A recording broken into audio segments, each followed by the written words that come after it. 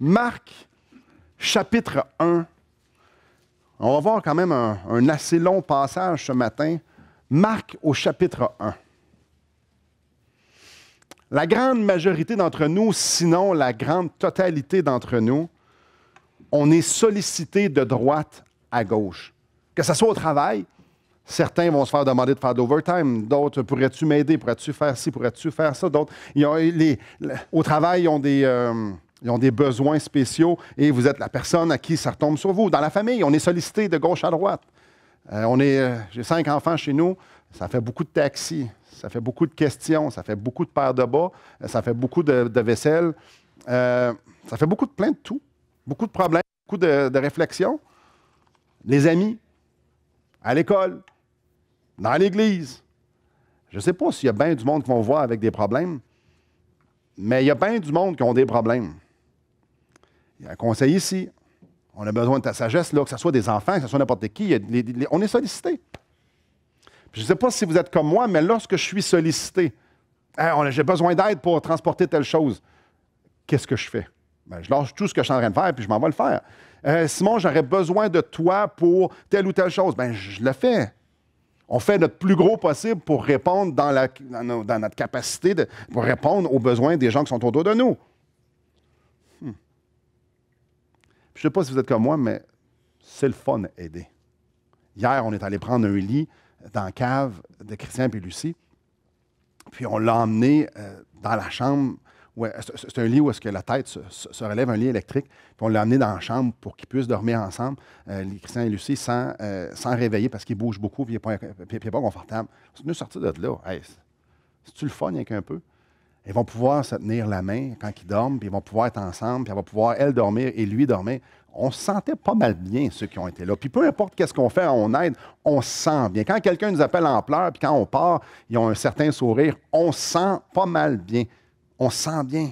On se sent bien quand Dieu nous utilise pour toucher la vie des gens. En ce qui me concerne, me faire utiliser par Dieu, c'est l'une des choses les plus extraordinaires. Expérimenter la grâce que Dieu donne à des gens autour de moi, puis que je suis l'intermédiaire, je suis l'outil, c'est formidable. Mais je vais vous dire, ce n'est pas toujours facile à gérer. Parce qu'il y en a beaucoup de besoins. Il faut juste regarder dans la salle qui sont ici, là. Chacun d'entre nous avons des besoins. Ça peut occuper énormément de notre temps et certainement, si vous avez le cœur le moindrement rempli de compassion, ça utilise beaucoup de nos pensées que les gens autour de nous peuvent souffrir, besoin que ça soit bouger un lit ou que ça soit quelqu'un qui a des problèmes de couple, que ça soit peu importe ce que c'est. Et aussi, il y a des fois que c'est bien pesant quand les gens s'attendent à nous. Quand quelqu'un vient à nous, un enfant vient nous demander conseil, puis il dit « Je ne sais pas quoi répondre ». Je vous l'ai mentionné, j'ai un de mes amis sa femme s'est suicidée dernièrement. On dit quoi? On dit quoi? Philippiens 4,13? C'est quel verset qu'on dit qu'il va mettre un baume? On dit quoi? Les gens s'attendent souvent à de beaucoup de choses à nous. Les enfants viennent nous voir avec une grande question existentielle. On ne les a pas tout le temps, les réponses. Pourquoi telle ou telle chose? Et je ne sais pas si vous êtes comme moi, mais moi, j'aime ça être à la hauteur. Si je vois un besoin, et hier, on a transporté un lit, j'étais content de savoir que j'étais capable de le porter. Et j'aime bien l'idée aussi que si vous venez me voir avec une question, que je vais être capable d'y répondre, au moins je vais être capable de trouver où la réponse. J'aime l'idée que, à quelque part, je vais être capable de répondre aux besoins des gens autour de moi. Puis ce que j'aimerais qu'on regarde ce matin, c'est comment on gère ça, cette vie de service-là. Comment on gère ça, d'être sollicité de droite à gauche de bien des niveaux. Comment voir clair quand ça semble grand, quand ça semble nous dépasser. Et pour ça, on va regarder dans notre modèle Jésus-Christ. Je vous apprends rien, Jésus-Christ avait une charge de travail quand même assez considérable. Mettons, comme gars occupé, là, Jésus, c'est pas mal haut sa liste. Puis j'aimerais ça qu'on regarde ce matin juste une de ses journées. Chapitre 1, verset 21. Donc, il se rendit à Capernaum, et le jour du sabbat, Jésus entra d'abord dans la synagogue, puis il commence à enseigner. Puis il enseigne. Au verset 22, les gens étaient frappés de sa doctrine, car il enseignait comme ayant autorité, et non pas comme les scribes. Donc, on va dire les vraies affaires, Dieu qui parle. Ça devait être quand même pas mal intéressant. Tu sais, on va s'entendre, tu sais, peut-être vous me trouvez intéressant, mais imaginez le créateur de l'univers qui vient expliquer c'est quoi que ça dit, pourquoi ci, puis pourquoi ça. Mettons que dans le genre de prédicateur, c'est la coche. Là. Tu ne peux pas avoir mieux. Donc, évidemment, il y a l'attention des gens. Quand le créateur de l'univers parle, les créatures font « Lui, c'est de quoi qu'il parle. » OK, lui, il a de l'autorité, lui, il explique et il n'y a plus rien à rajouter. C'était quelque chose. Les yeux sont sur Jésus. Il rentre. Imaginez, Jésus rentre ici, puis il se met à parler. Moi, ça me fait plaisir d'aller me rasseoir, puis vous allez tout faire. Simon, oui, va te rasseoir. Il va avoir notre attention, n'est-ce pas? Vraiment. Donc, Jésus est là, puis il expose le plan de Dieu, le royaume de Dieu. Mais au verset 23, il est sollicité. Bien, il est sollicité premièrement par son enseignement, par les gens qui l'écoutent puis que les yeux sont rivés sur lui. Verset 23, bien, il se trouve dans leur synagogue un homme qui avait un esprit impur et qui s'écria. Bien, il se met à crier. Il y a un gars qui rentre dans l'église puis qui se met à crier. Un démoniaque. Je ne sais pas si vous avez déjà vu ça. Moi, non. Je suis correct comme ça aussi. Ça devait attirer pas mal. Ça devait être dérangeant. Imaginez quelqu'un ici qui rentre et qui se met à crier.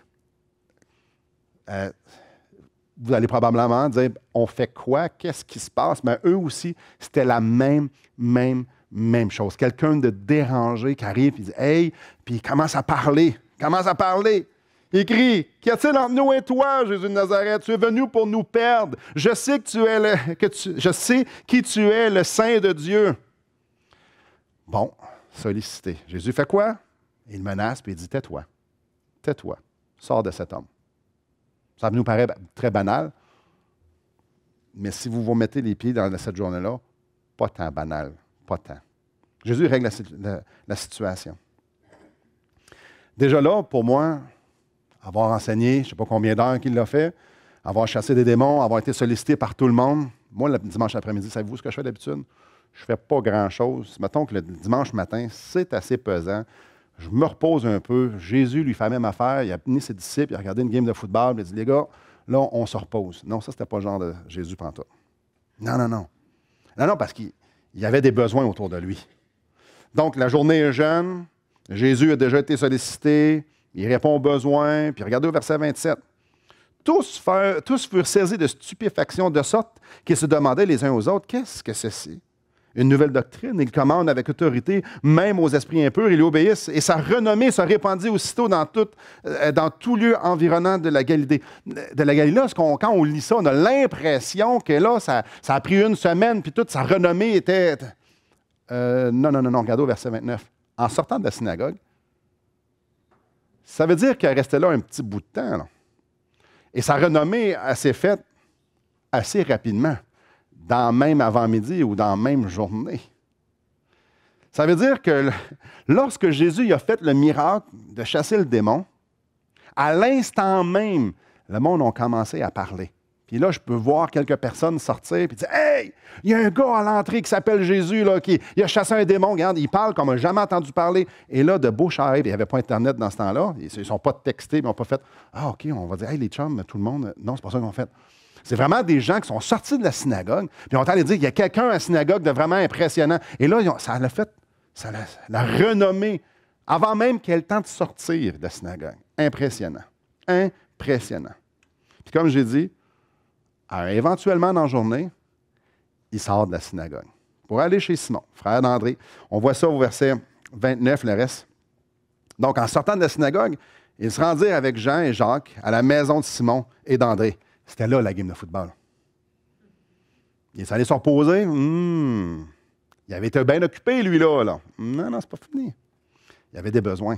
La belle-mère de Simon était couchée, ayant la fièvre, et aussitôt, on parla d'elle à Jésus. Ah, encore sollicité. C'est pas le temps de se reposer et de manger, là. C'est le temps de répondre à un besoin très pressant ici. Il fait quoi? Il s'est approché, il la fit lever en lui prenant la main, et à l'instant, la fièvre la quitta. Puis elle l'a servi. Pour nous, on lit ça, c'est anodin, là. Mais ça devait-tu être éreintant d'avoir tout le temps du monde en train. Hey, Jésus, pourrais-tu venir ici? Elle a fait de la fièvre. Ah, OK, oui, c'est parfait. Ah, peux-tu venir ici? Ah, oui. Ah, je peux te dire une question à te poser. Oui. Fichez-moi la paix. Hein? Sollicité de toutes parts. Grosse journée. Grosse journée. Mais c'est pas fini, là. Qu'est-ce que j'ai dit tantôt? Sa renommée, ça s'est vite éparpillé, tout ça. Ça allait. Le soir, verset 32. Le soir, après le coucher du soleil, on lui amena tous les malades et les démoniaques. Et toute la ville était rassemblée devant sa porte. Le soir, après le coucher du soleil, la journée est finie. Appelez-moi après quand le soleil est couché, puis je vais être moins prompt à répondre à vos besoins peut-être. Pas lui. Et lui, non seulement ça, ça nous dit toute la ville, Capernaum. C'est gros comment ça, Capernaum? Entre 1000 et 2000 habitants étaient à sa porte. Là, je peux juste imaginer, ce sont 1000 personnes, mais on va juste dire 1000 personnes qui sont à la porte, puis on veut être guéri. Jésus, on veut être guéri. Fais quelque chose avec ma fille, elle va vraiment pas bien. Fais quelque chose avec mon fils. On peut juste entendre dans la foule, dans les près des 1000, j'ai mal, j'ai mal, j'ai mal. Mon mari est possédé. J'ai des besoins. Moi aussi, j'ai des besoins. Non, moi aussi, mes besoins sont plus grands. Non, non, c'est les miens qui sont plus grands. Viens m'aider. D'autres sont là. Moi, je veux rien voir à l'œuvre. Moi, je suis ici pour te voir à l'œuvre parce que ce que j'ai vu un matin, c'était capoté. Là, tout le monde sont là. Je veux le spectacle. Non, mais t'es là, là. Toute la ville. Ce qu'on appelle être sollicité, quand même, qu'est-ce qu'il fait? Là, c'est l'heure de se coucher. Il faut aller chez vous, là, c'est... Oh, fatigué. Non, Jésus, il fait ce qu'il fait. Il y avait 134, il guérit beaucoup de gens qui avaient diverses maladies. Il chassait aussi beaucoup de démons. Juste faire une petite parenthèse ici. C'est pas parce que tu as une maladie que tu as un démon. Ici, c'est séparé. Intéressant. Et il ne permettait pas aux démons de parler parce qu'ils le connaissaient. On voit Jésus faire du bien tout le temps, tout le temps, tout le temps, tout le temps. Sous toutes ses formes. Ça, c'est juste une journée parmi tant d'autres. On regarde, on lit Marc, on lit Luc, on lit Jean, on lit Matthieu. Il y a tellement de fois qu'on le voit en train de répondre aux besoins. Il est là. On a l'impression que c'est juste ça qu'il fait dans la vie, être près du monde. Bien, c'était juste ça qu'il faisait dans la vie aussi, là. Il était là, sollicité, à gauche, à droite, de telle façon, de telle autre façon. Puis non seulement il était sollicité, mais les attentes étaient extrêmement élevées. Quand les gens allaient voir Jésus, ils s'attendaient à être guéris. La femme qui avait une perte de sang, quand elle est allée vers Jésus, puis elle a dit, moi, j'ai juste à toucher son vêtement, elle s'attendait-tu à être guérie, elle? Oui, puis les aveugles qui vont voir Jésus, ils ont-tu l'impression qu'ils vont recouvrir la vue? Oui, les gens qui vont vers Jésus, ils ont des très hautes attentes. Les gens qui posent des questions à Jésus, ils ont l'impression que leurs questions vont être répondues, que leurs besoins vont être répondus. Ils vont avoir une réponse. Les gens autour de Jésus s'attendaient que Jésus était toujours pour être là, pour eux. Réfléchissons à ça juste un instant, là.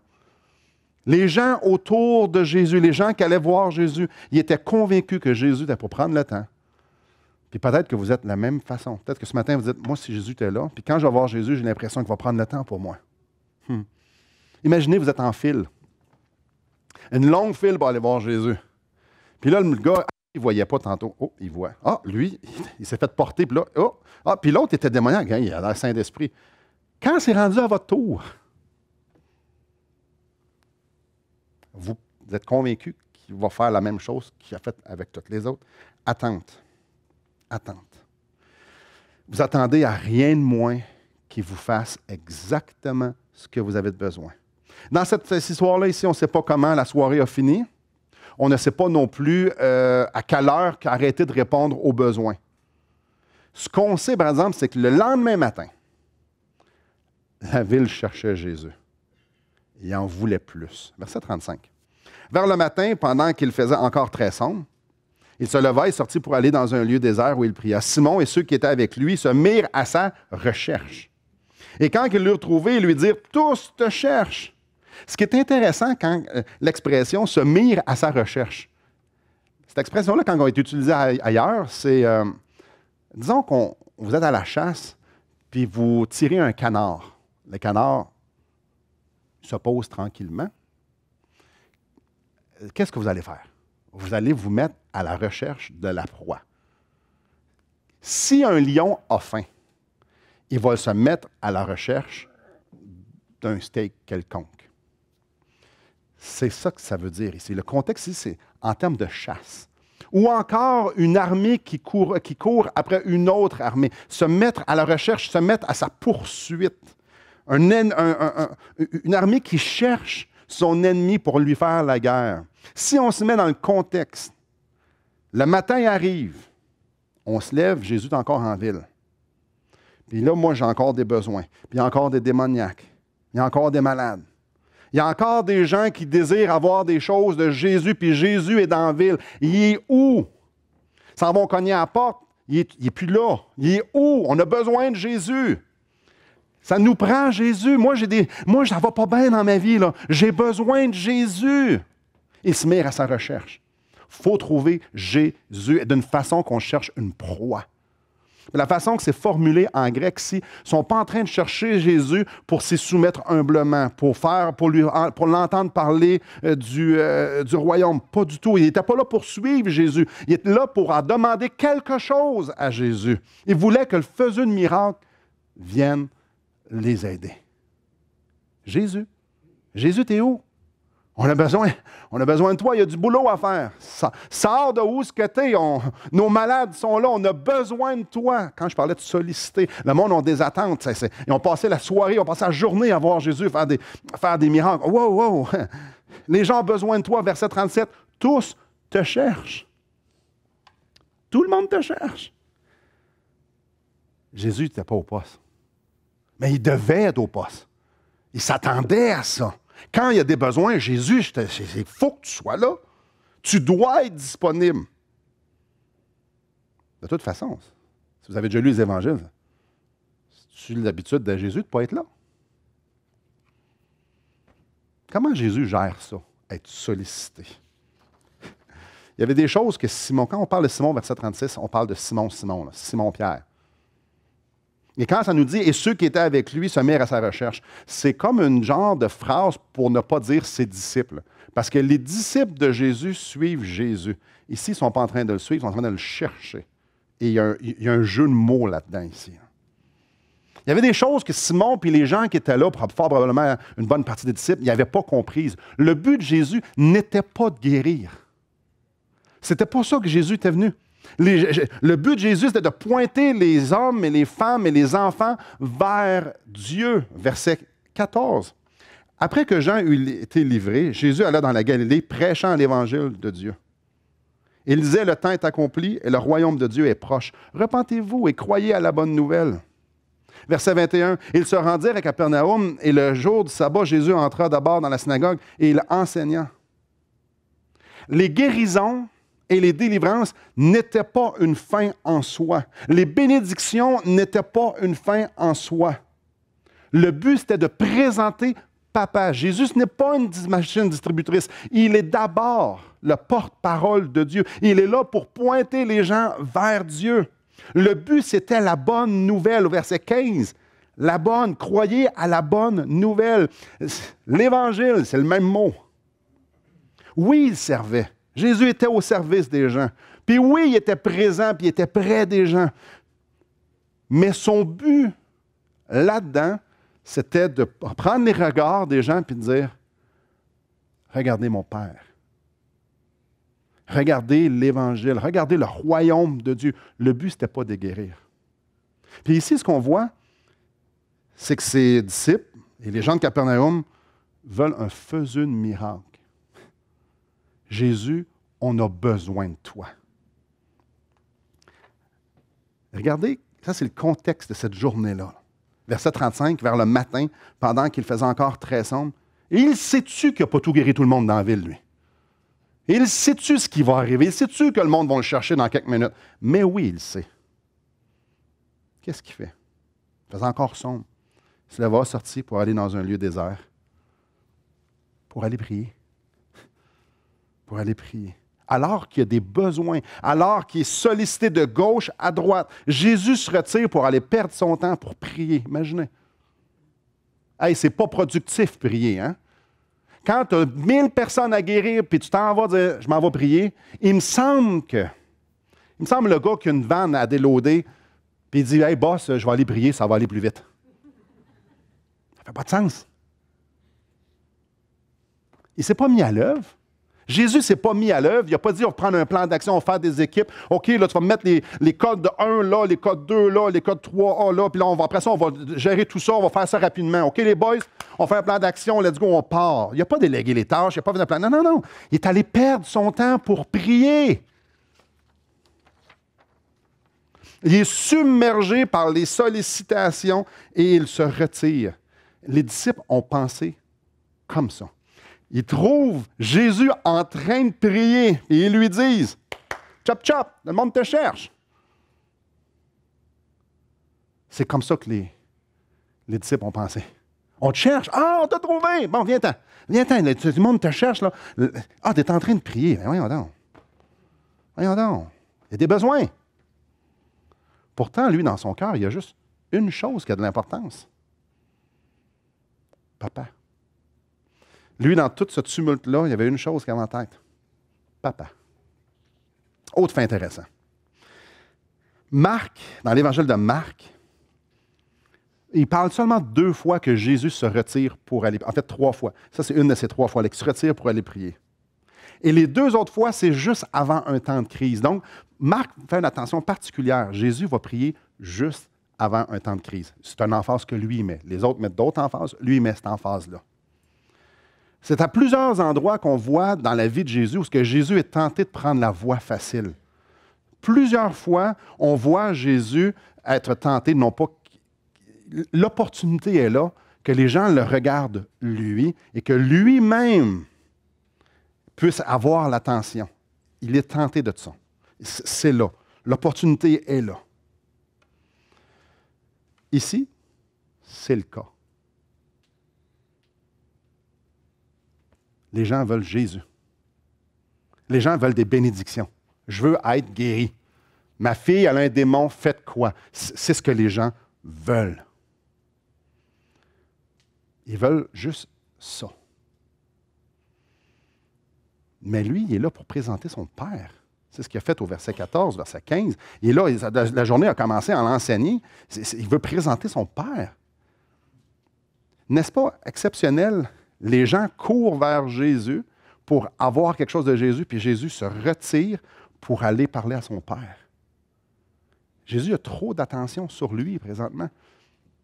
Les démons, ils disent, je ne veux pas que vous parliez, je ne veux pas que l'attention soit sur moi, je ne veux pas que les gens partent en peur avec moi. Taisez-vous, là je suis en train... Non, non, non, Jésus ne veut pas l'attention sur lui.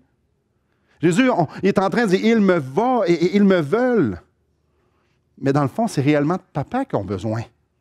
Jésus veut avoir le bon focus.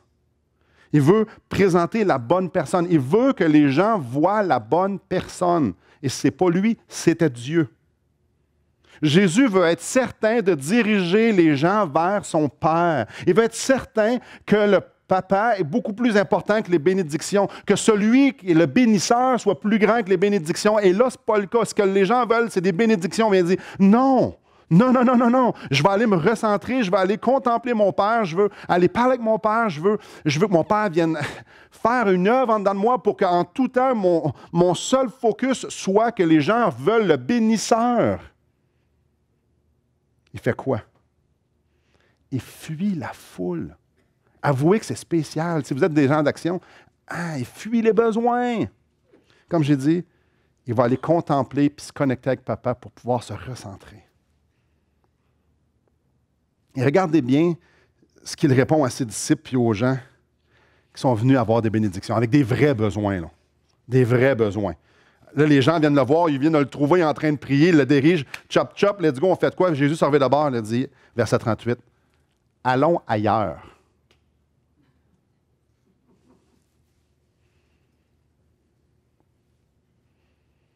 Avouez que, peut-être vous l'avez lu souvent, mais en tout cas, moi, Ça n'avait jamais sonné de cloche avant. Jésus, il dit, bon, mais là, non, ça ne marche pas, on s'en va ailleurs. Jésus dit, allons ailleurs. Il dit, vous me voulez moi, mais moi, c'est mon Père, je vais vous présenter. Jésus dit non. Il se fait solliciter lui et il dit non. Parce que l'attention n'est pas sur son Père, mais sur les bénédictions. Regardez bien verset 38. Allons ailleurs, dans les bourgades voisines, afin que j'y prêche aussi. Car c'est pour ça que je suis sorti. Je ne suis pas sorti pour venir faire des bénédictions. Je suis sorti pour prêcher. Ah, moi, ça me bouleverse. Je suis venu ici pour parler de mon Père. Je ne suis pas venu faire des miracles. Je ne suis pas un faiseux de miracles. Je ne suis pas un gars qui vient juste répondre aux besoins. Non, non, non. Moi, je suis venu connecter les gens avec Dieu. Jésus était centré sur leur royaume et non sur les besoins. Verset 39, puis il alla prêcher dans les synagogues par toute la Galilée, puis il chassait des démons. Oui, il a continué à faire du bien, mais son but, c'était de prêcher le royaume. C'était de connecter les gens avec Papa. C'est de ça que les gens ont besoin. Pas nécessairement qu'on les sert. Jésus avait beaucoup plus en tête leur âme que leur corps. La gloire de son Père était plus grande que la gloire que les gens voulaient lui donner. La gloire du Père était plus grande que leurs besoins. Le fait que Dieu soit présenté était plus grand que les gens souffrent. Le besoin de présenter Dieu, de magnifier Dieu était plus grand. Et je m'applique ça à moi, je m'applique ça à vous. C'est tellement... C'est facile de perdre le focus. C'est facile de répondre aux besoins comme une poule pas de tête. Il y en a tellement de besoins. Il y en a tellement, tellement, tellement. Vous avez des enfants, vous savez de quoi je parle. Ils ont 40 ans, vous savez de quoi je parle. Je n'ai pas d'enfant de 40 ans, mais il y en a des besoins. Vous travaillez, il y en a des besoins. Vous faites partie d'une église, il y en a des besoins. Il y a des besoins partout. Vos voisins, il y a des voisins.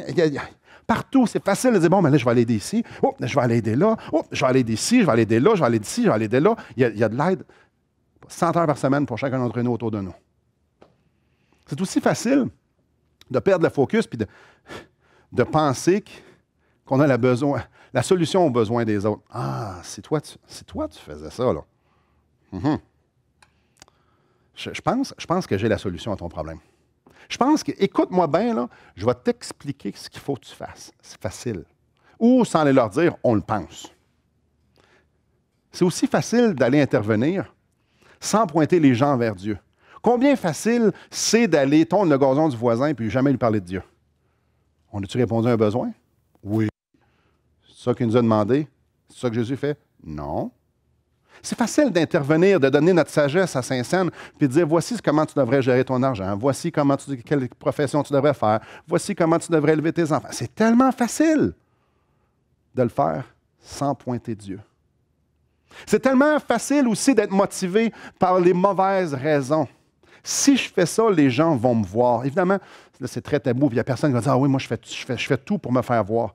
Non, mais quand le monde vient de nous dire, bel job, c'est le fun. C'est facile aussi d'être motivé par les besoins. Je veux répondre à son besoin. Le cœur qu'on a, c'est ça. Puis ça me fait tellement du bien. Ou juste, je vais aller répondre aux besoins. Est-ce que le besoin est plus important que la gloire de Dieu? C'est facile de perdre de vue la gloire. Comme je dis, chercher à démontrer nos accomplissements. Qui aime vider son compte de banque, le donner à quelqu'un sans que personne ne le sache? Levez pas vos mains, hein? Sans que personne ne le sache. Parce que si vous levez vos mains, ça ne fonctionnera pas. Qui aime ça, dépenser sa semaine à aider les gens, mais que ça ne se sache pas? Ou qui aime venir laver les toilettes, puis il n'y a personne qui le sait? Personne. Tu sais, en tout cas, qu'est-ce que tu as fait dans 20 semaines? Moi, je suis allé à l'église, j'ai aidé un petit peu, là, j'ai fait des toilettes. C'est tellement facile aussi d'avancer sans prier. Hein? C'est facile d'avancer sans réviser nos motivations. Ah, je m'en vais aider un tel. Oui, je m'en vais aider un tel, on l'aide, ça finit là. Et Dieu était où là-dedans? Ah, mais je l'ai fait pour Dieu, je l'ai donné ma journée à Dieu le matin. Et Jésus, c'est pas ça qu'il faisait. Jésus, c'était le Fils de Dieu. Il était bien connecté, lui. Pas pire, mieux que moi puis vous, probablement, là. Assurément. Puis lui, il sentait le besoin d'être tout le temps reconnecté, puis reconnecté, puis reconnecté, puis se recentrer, puis toujours. Puis trop souvent, moi, c'est pas tout à fait ça. Quand on donne des conseils à nos enfants, on prie-tu avant? Dans notre conseil qu'on donne aux gens qui souffrent, est-ce qu'on prie? Est-ce qu'on veut connecter à Dieu? Seigneur, je n'ai pas les mots pour cette personne-là. Viens me les donner. Puis tout ce qu'on veut, c'est pouvoir présenter Dieu quand on parle. C'est facile avancer sans prier. Avancer par sa propre sagesse. Je sais quoi faire. Je sais quoi dire. Puis le problème, je ne suis pas en train de vous dire d'arrêter de servir. C'est pas ça que je suis en train de dire. Je ne suis pas en train de dire arrêtez d'aider vos voisins, arrêtez d'aider votre prochain. C'est pas ça que je suis en train de dire. Je ne suis pas en train de dire non plus qu'il faut arrêter de donner des bons conseils. C'est pas ça. Là. Je ne suis pas en train de vous dire arrêtez d'encourager les gens autour de vous. Non. Je ne suis pas en train de plus vous dire le texte ne nous dit pas ça, qu'il faut être passif. Il n'y a pas beaucoup de passivité là-dedans. Là. Le texte n'est pas non plus en train de nous dire qu'il faut être insensible aux besoins autour de nous puis de faire la sourde oreille aux sollicitations. Plutôt, ce que le texte nous parle, c'est que le témoignage de Jésus qui dit « Mon Père est plus important ». C'est de mon Père qu'ils ont réellement besoin. Ils n'ont pas besoin de plus d'argent, plus de santé, plus de ci, plus de ça. Ils ont besoin de papa. Puis je m'examine, je regarde mes interventions, je regarde tout ça. Est-ce que mes interventions sont remplies de Jésus? Est-ce que mon but, quand je m'avance, est-ce que c'est vraiment de mettre en contact les gens avec Jésus au travail? Est-ce que moi, dans ma vie, là, je travaille dans le but de présenter Jésus? Ben non, je travaille pour avoir de l'argent. Mauvaise réponse. Mauvaise réponse. Je vais à l'école. Ben pourquoi je vais à l'école? Parce que c'est dans le but de présenter Jésus. Je vais aider un tel. C'est-tu dans le but d'aider Jésus? Je vais lui faire donner une douzaine de muffins. C'est-tu dans le but de présenter Jésus? Notre but, là, c'est-tu de répondre à un besoin ou c'est de présenter Jésus? Et si on veut savoir, c'est si avant, pendant et après, nous, on est connectés avec Jésus. Moi, Seigneur, je t'offre ce sacrifice-là. Je m'en vais porter cette douzaine de muffins-là parce que je veux présenter à cette personne-là l'amour de Jésus-Christ. Et pendant, on prie, puis on a de façon de trouver des moyens de présenter Jésus. C'est peut-être un frère ou une sœur en passant. Et en sortant, dire, Seigneur, merci. C'est ça qu'on... Est-ce que si c'est pour Jésus, ça va sentir Jésus du début à la fin? Est-ce que dans mes interventions, je suis connecté sur Dieu avec ma femme? Est-ce que mon but avec ma femme, quand je lui parle, c'est qu'elle peut avoir une plus grande opinion de Jésus? Est-ce que quand mes enfants font une gaffe, est-ce que je veux leur présenter quand leur cœur est vraiment mauvais, puis que quand tu mets tes coudes sur la table, ce qui n'est pas vrai, chez nous, en tout cas, ils peuvent mettre leur coude sur la table, mais là, ça n'a pas d'allure, ça ne se fait pas, ça n'a pas d'allure. Ou bien non, je veux qu'ils aient une haute opinion de Jésus-Christ, tellement haute qu'ils vont vouloir s'y soumettre. C'est avec Jésus que je fais mes interventions. Parce que je peux leur dire, enlève tes coudes. Ça finit là. Mais je peux leur présenter Jésus aussi. Avec les gens dans l'Église. Les gens qui sont dans le besoin, comme je parlais avec la douzaine de muffins ou avec le 100$ que je vais donner. Y a-tu Jésus tout partout là-dedans? Est-ce que mon but à moi, Simon Ouellet, est-ce que votre but à vous, c'est de répondre aux besoins? Ou peut-être donner une parole de sagesse, une exhortation, soulager, servir, écouter? Est-ce que le but ultime de notre vie, c'est de pointer les gens vers Dieu coûte que coûte? Celui qui peut réellement faire la différence. Hier, je parlais avec un homme. Ça ne va pas bien, là. Dans sa vie. Il y a un cancer du cerveau qui a repris en 3 semaines. Ça ne va pas bien, là. Sa femme va peut-être être veuve bientôt. Ce n'est pas un secret. Ils ont parlé de soins palliatifs. Ça ne va pas bien. Puis lui, il nous regarde dans les yeux et il dit, « Je suis tellement content de souffrir. Je ne veux surtout pas que vous priez que je guérisse. Parce que ça me donne l'opportunité de présenter Jésus-Christ. » C'est ça ici. C'est de ça qu'on parle. Le but, c'est de pointer les gens vers ce qui va faire la différence. Puis ça, ce n'est pas une assiette pleine, plus d'argent. C'est Dieu. Et peut-être pour présenter Dieu, il faut que je remplisse l'assiette. Mais mon but, ce n'est pas de remplir l'assiette, c'est de présenter Dieu. Le soulagement, la bénédiction n'est jamais la fin en soi. C'est toujours la gloire de Dieu, le but. Frères et sœurs, les gens que vous avez autour de vous, que ce soit vos enfants, peu importe l'âge qu'ils ont, les gens, vos voisins au travail, peu importe votre conjoint, c'est de papa qui ont réellement besoin. C'est tout. Ils n'ont pas besoin de rien d'autre. Chaque intervention qu'on fait devrait, avant, pendant, après, tout pointer vers Dieu. Si Jésus avait besoin de prier, si Jésus avait besoin de se retirer de la sollicitation pour se recentrer, pour dire non, non, non, non, non, non, papa, c'est toi qui es important. Moi, je suis le serviteur, toi, tu es le maître. Toi, tu es glorieux. C'est toi que je veux pointer les gens vers toi. Si Jésus avait besoin de faire ça,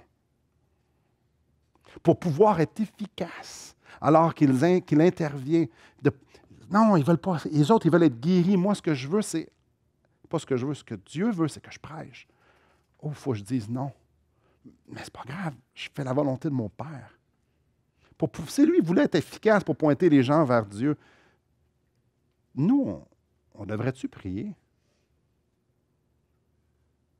Qu'en est-il de moi? Jésus ne faisait rien sans prier. Puis moi, ça me fascine. Ça fait 19 ans que je suis sauvé, puis ça me fascine tout autant. Le Fils de Dieu, celui qui est le Créateur, celui qui est servi par des millions d'anges, avait besoin de prier parce qu'il sentait le poids de sa nature humaine. On ressent-tu le même poids? Jésus avait une chose en tête, présenter papa. Puis tout ça commençait par sa relation avec lui. Comment tu peux présenter papa quand tu es plein de toi-même? Oubliez ça. De mille et une façons, c'est nous autres qu'on va présenter. L'application est super facile. Je dois réaliser que si je ne prie pas, si je ne suis pas humilié devant le Seigneur avant de faire quelconque tâche pour l'honorer, je le fais de mes propres forces. Si je ne suis pas en train de m'humilier devant lui qui produit sa vie, c'est que c'est moi qui a produit. Ça, c'est la vérité. Et ça, c'est laid. Parce que ça va la grande majorité du temps, on va se présenter. Et les gens vont faire « Hey, toi, tu es spécial. » Et la grande majorité du temps, on va faire « Gloire à Dieu. » C'est vrai que je suis spécial, par exemple. Hein? L'application est super facile. On a besoin de se recentrer, on a besoin d'aller vers Dieu pour qu'il nous quand on le contemple, lui, quand on l'adore, comme on l'a fait tantôt, quand on lit des passages comme dans Apocalypse chapitre 4, chapitre 5, on lit Ézéchiel, c'est ça. Ouf, moi, je ne suis pas grand-chose. Ma mission, c'est de le présenter lui. Donc, allons à lui, frères et sœurs, pour puiser l'humilité, la direction, la puissance qu'on a besoin. Parce que quand on fait ça, non seulement on va connecter les gens avec lui, mais on va faire des affaires qu'on n'est même pas capable d'imaginer et penser tellement que ça va être grand. Et il n'y a rien de plus extraordinaire dans ma vie que de voir quelqu'un, puis que Dieu m'utilise pour que je le connecte avec Dieu. Et je vois Dieu travailler dans sa vie. Pour moi, c'est une des plus belles expériences. Puis moi, je me sens comme spectateur. Dieu, tu m'utilises pour ça. On n'est pas appelé à d'autres choses. On n'est pas appelé à mettre notre royaume de l'avant. On n'est pas appelé à donner notre sagesse. On n'est pas... Non, non, non. Mais humblement, aller à Dieu pour dire, c'est toi, je veux te présenter. Puis je suis sollicité. Apprends-moi à dire non. Apprends-moi à aller vers les bonnes personnes. Apprends-moi à parler de toi. Apprends-moi à... Frères et sœurs, la vérité, c'est que la prière et l'humilité vont ensemble, puis que le service va ensemble. Et cette passion-là pour Jésus-Christ, tout ça, c'est tout relié ensemble. Et je trouve que la prière, c'est un bon gauge. Jauge. Puis je vous invite à vous examiner, je vous invite à dire, ouais, C'est par la puissance de qui? Pour qui je le fais? Est-ce-tu rempli de Dieu et de Jésus quand je fais quelque chose pour les gens? Est-ce que ma relation avec lui est prioritaire sur les besoins qui sont autour de moi? Quand les gens ont fini de me parler ou que j'ai fini d'avoir un ministère, est-ce qu'ils ont une plus haute opinion de Jésus? Prions. Seigneur, quel passage qu'on vient de lire extraordinaire. Seigneur, ça me fascine. Ça me fascine que dans une journée aussi occupée, aussi tumultueuse, aussi que tu étais aussi sollicité, Seigneur Jésus, que tu es allé prier. Puis ça me fascine que tu aies dit à tes disciples, allons ailleurs. Quand moi, dans mon cœur, tout ce que j'ai envie de faire, c'est répondre aux besoins.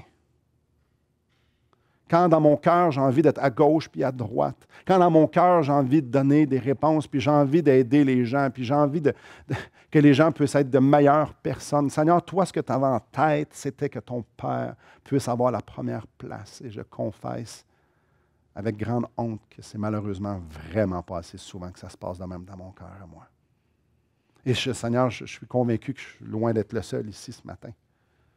Où est-ce que les sollicitations quotidiennes prennent vraiment plus de place que la gloire de ton royaume, la gloire de ta personne, le rayonnement de tous tes attributs. Seigneur, et c'est pathétique. Comme j'ai dit, c'est avec une grande honte. Mais du même coup, Seigneur, j'entends ton appel encore et encore de me présenter devant toi, puis de me relever debout et t'exprimer à quel point on a besoin, que j'ai besoin de toi dans ma vie.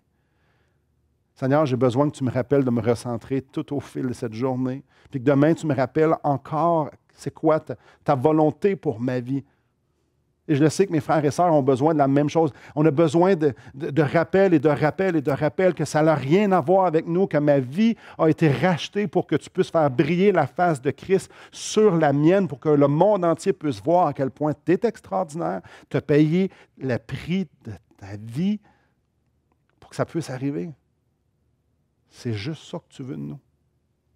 Alors, Seigneur, ma prière, c'est que tu nous rappelles non seulement à quel point tu nous aimes, mais à quel point on a besoin de toi pour accomplir les tâches les plus extraordinaires que tu as préparées d'avance pour nous.